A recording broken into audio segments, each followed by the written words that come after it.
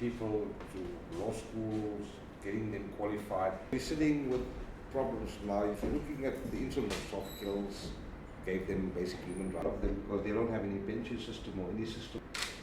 A headquarters in each of these states, the uniforms, all that will be the legislation. I was encouraged to make a visit to Mogadishu and Somalia to get a better understanding about the community and to also meet with local police to discuss community policing and how we approach policing in the Twin Cities, and so that hopefully I can learn from their experiences here, how I can best police my community, and hopefully I can provide them some insights as to what has worked for us back in the Twin Cities. For survival and for the don't know how to do it because again a very long time for something. Community policing?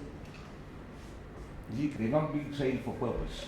In other words, you dispute either through violence or through some other successful. You tend to fast track the young into these management positions.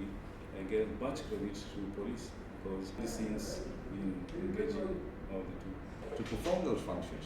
So Be effective when you see the government of the people to go out there and start around, not even at ground level. you see Between the police and the youth. This morning we had Mr. John Harrington, the Chief of Police from the Minnesota Police Division in the US, that was here, that paid us a courtesy visit.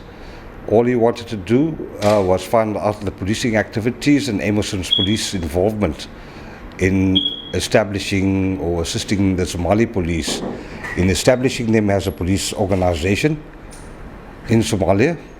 He also wanted to know what we're doing in terms of our mandate, which is basically institutional as well as individual capacity development, as well as providing operational support to the Somali police force.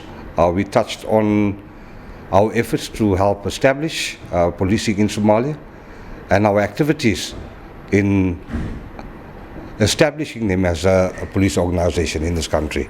Our efforts, our training activities, our mentoring, as well as the support we provide to them in assisting them build their confidence in Somalia.